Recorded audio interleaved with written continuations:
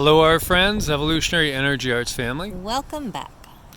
So we had a great question come in from Dylan. And Dylan, well, I won't give the exact how this vision happened that he had because, it can be a touchy subject by law with different states that you were in.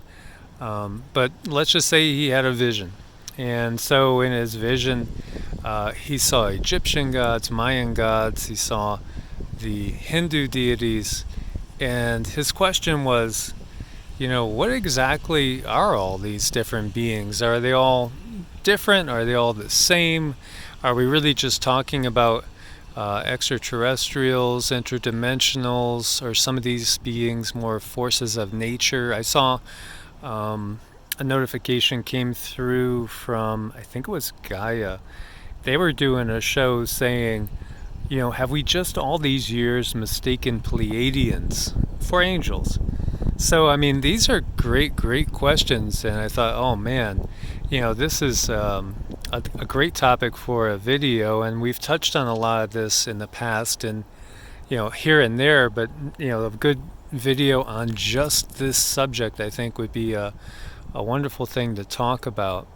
And I'm feeling the urge to, let's go over by this way here.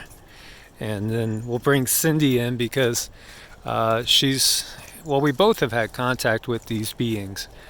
And, there is the line of thought in, say, astrotheology that when you're talking about these beings, they're just personifications of forces of nature, of cycles. Some beings are kind of elemental in nature, and I do think that there have been extraterrestrials that have been taken to be angels, but we're not angels. And perhaps there are some beings that have been taken to be demons, and they're not really demons either. So let's get Cindy's take on some of this and what the guides have given us. Right. So for him to have this vision and have these things appear to him, he has a couple of things going on. And he was asking, are they on different dimensions? And how can I see them? So it's one and the same. He sees them because of his ancestral DNA. If you have the DNA of these beings, you're going to be able to tunnel in to their dimension and see them as you.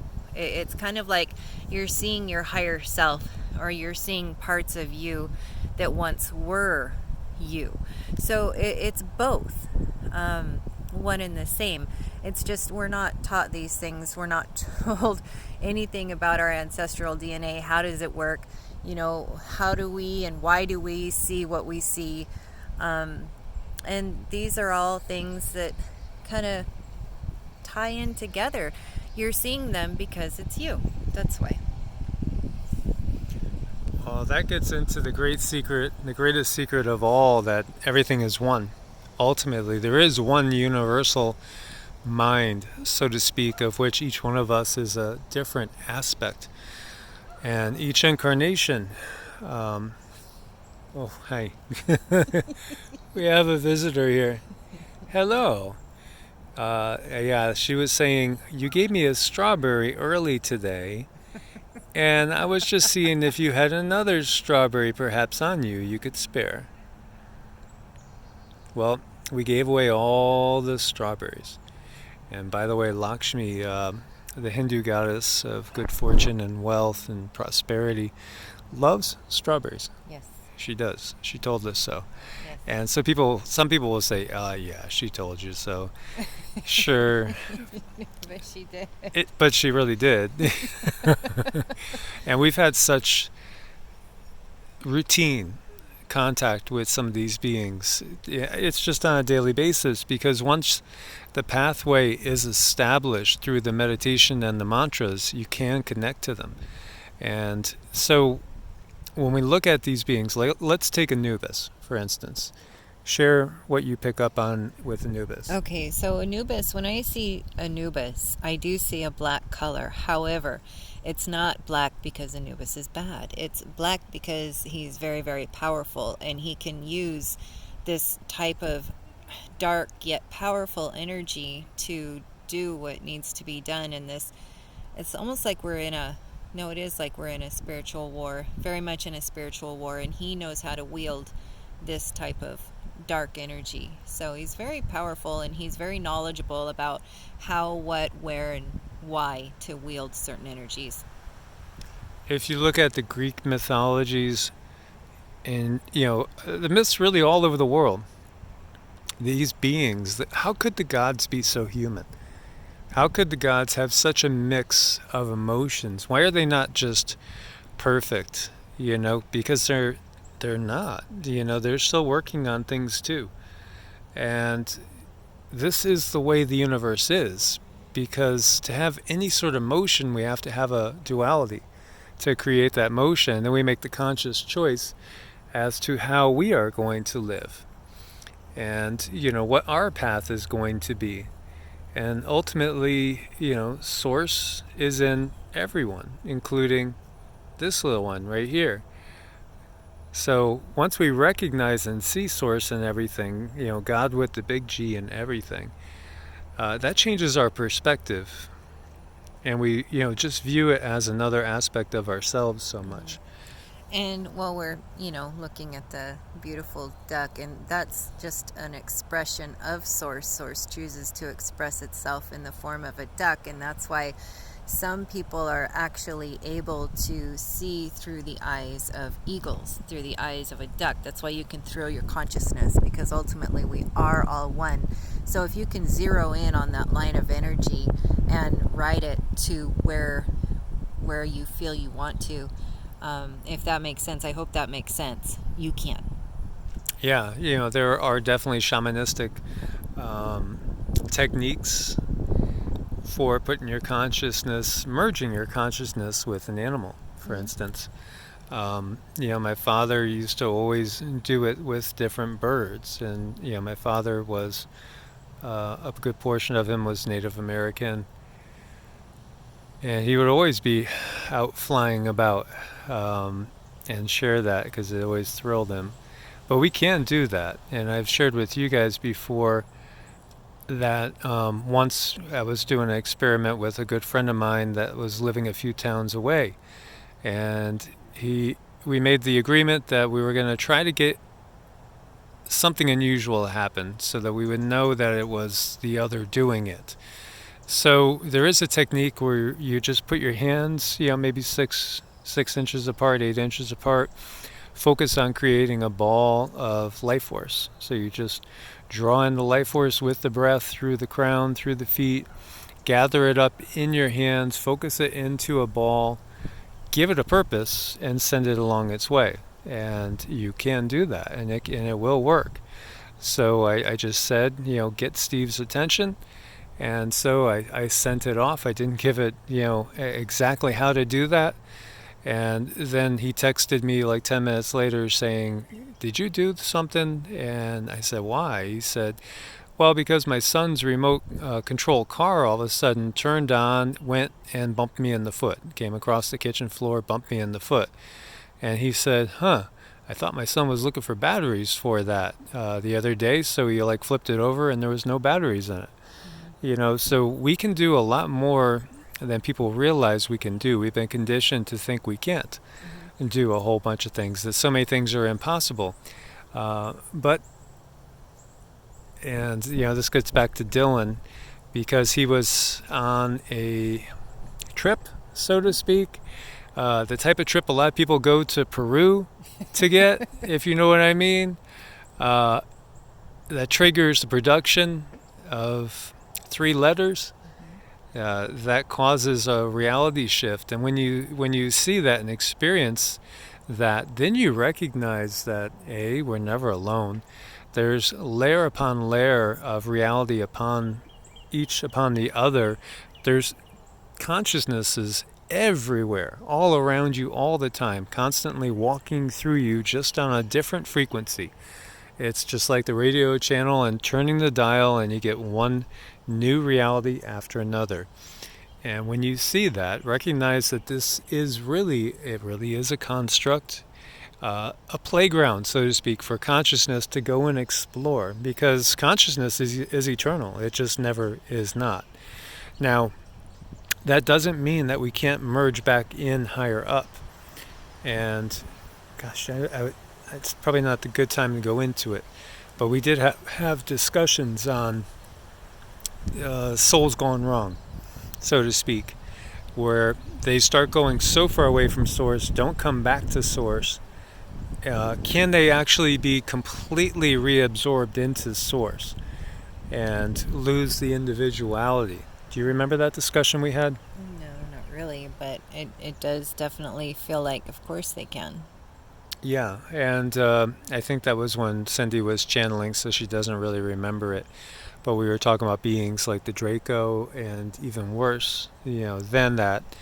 Is there any time when something gets so far away from source and keep going in that negative path that it would, end up at some point having to be reabsorbed in and restarted? And we did get that was kind of the case. But again, when we shed this body, we still have other bodies. There's so many energy bodies layered, intertwined, and this is just the densest of them. So this gets shed, you're still there. Mm-hmm. You are still there.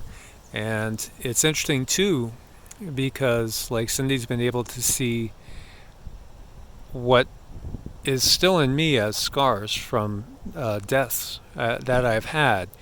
And I shared with her an experience that I had, a remembrance of a past life, and exactly where the wound was. And she could see that there was still a scar on my energy body there. It's still there from my past life. One of my clients, when I was up in Ohio, she had swelling in her feet. She would have to come see me every 3 weeks. Before that, she had no relief from the edema in her feet, and she wasn't a heavy woman, but her legs would get to be like elephants, just huge, and the doctors had no explanation for it.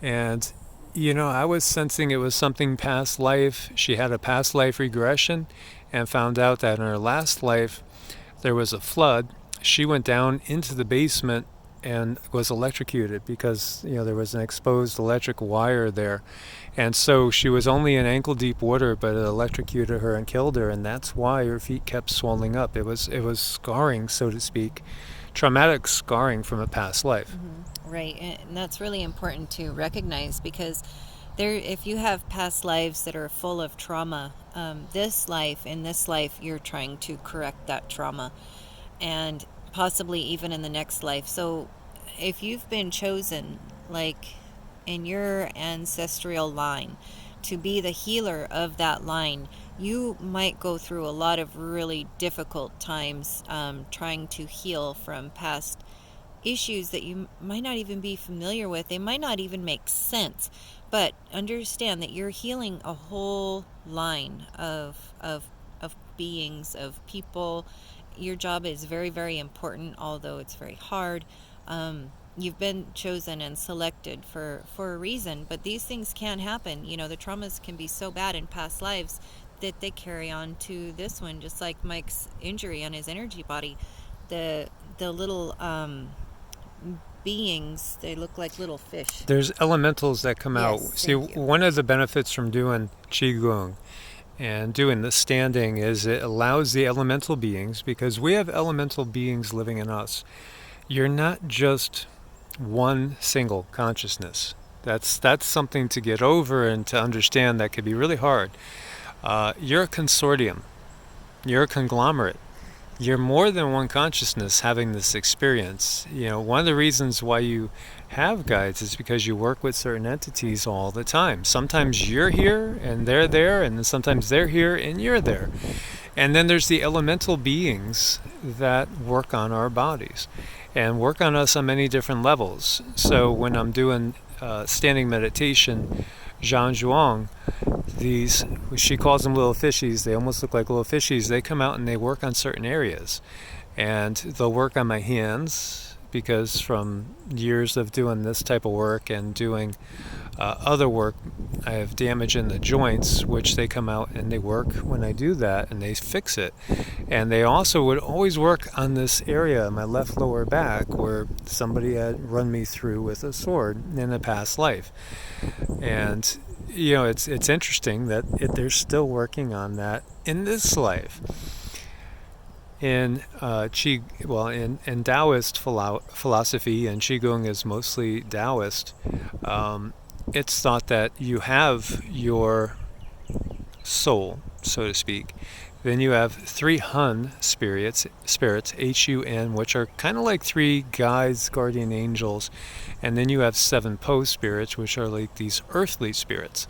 When the body is dead, the 7 Po go back to the earth, although sometimes they don't. Sometimes they can walk the earth as a discarnate ghost. I mean, not really a full discarnate, but more of a leftover energy pattern of that being. It's not the person's soul, but you could sometimes see and perceive this ghostly entity, and that's actually the Po energy. That's the energy that comes from the earth, that's supposed to go back to the earth, but it can live on. And if it figures out how to draw energy from live beings, it could actually become vampiric and, basically a parasite of sorts, and start to feed off of other beings.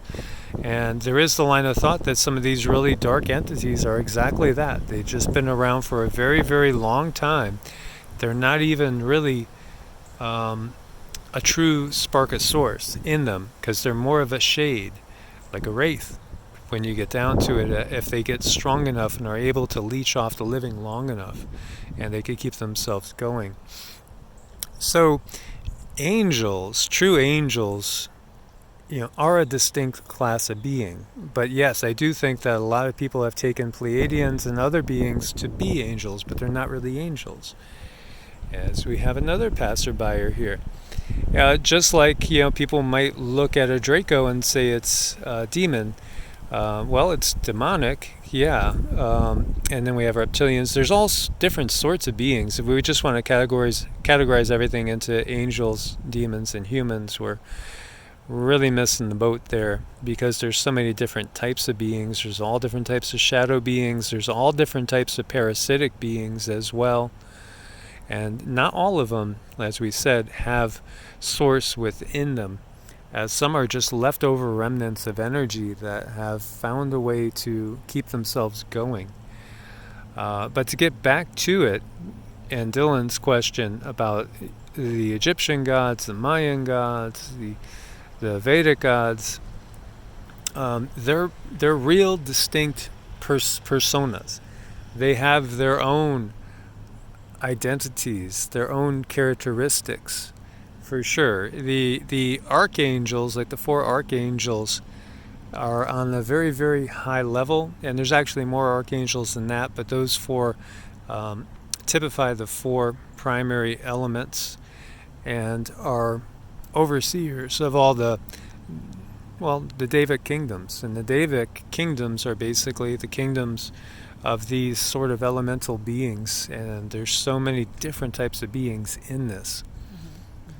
But yeah, I mean, if you're talking about beings that we know very well, like Lakshmi and Ganesh, yeah, they're real beings. Yeah. They're real beings, right. And what Cindy gets is primarily on 6th density. Yeah, definitely on 6th density, and they can surround us with their energy and really put off a very, very comforting vibration where nothing else matters. Just everything is okay. Even if you're in severe pain, even if you're in severe turmoil, they can give you a certain energy just to carry you through that time in your life. So it does behoove us to get close to these entities. They can really help us here on the 3D to get through what we need to deal with. Because again, ultimately we're all one. So we might gravitate towards certain archetypal energy forces. Like if we're talking about Thoth, we're talking about wisdom. Everything about wisdom, knowledge, right? Mm-hmm. That's definitely an archetypal force. And so we have gotten that Thoth can go very high up in density. Mm-hmm. Oh yeah, he can. It's almost like his playground around here. He can go way up there. I was getting like ninth. But he doesn't like to be up there because he can do more on a lower density actually. Right. So you were saying like fifth. Oh yeah, Fifth and sixth are more. that's where he likes to hang and do his thing because he understands the alchemy of everything, and he's very much like a creator. And he knows how things work. He likes to experiment. He likes to have, hey little guy. Mm-hmm. He likes to play on the playground, just like any one of us. If we know how something works and how it goes together, we like to work with it because we're good at it, and he's the same way. And I think this one's going to jump up on the picnic table with us. Maybe. Yeah, she's saying, you're the strawberry man again, Yes. I think.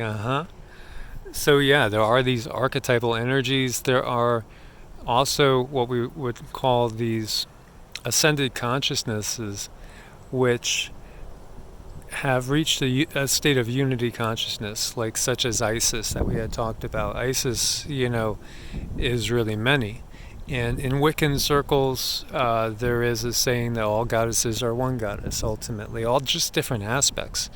And people from the Wiccan path be very familiar with Mother, Maiden, and Crone as well, signifying the different stages in life, but also the different wisdom paths.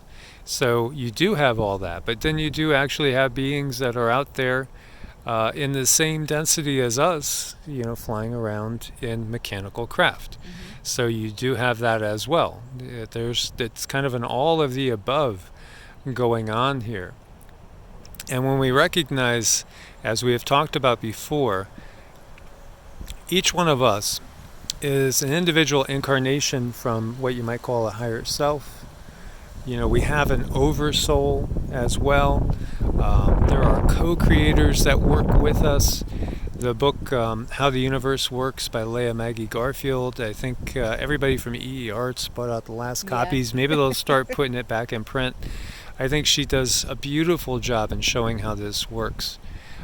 So next time when you're on, and we won't even say the other side of the veil because 3D and 4D are so closely interrelated. But when it's your time to be where your guides are, you'll be guiding somebody else where it's their time to come in. And the consciousness never stops, it never ends. There are bigger cycles in this too, bigger yugas, where eventually the whole manifest universe pulls on into itself and does it again. Again, if you want to know the secrets, just look at that as above, so below. And we see it's a holographic fractal universe that is created for consciousness to explore and to learn and to grow.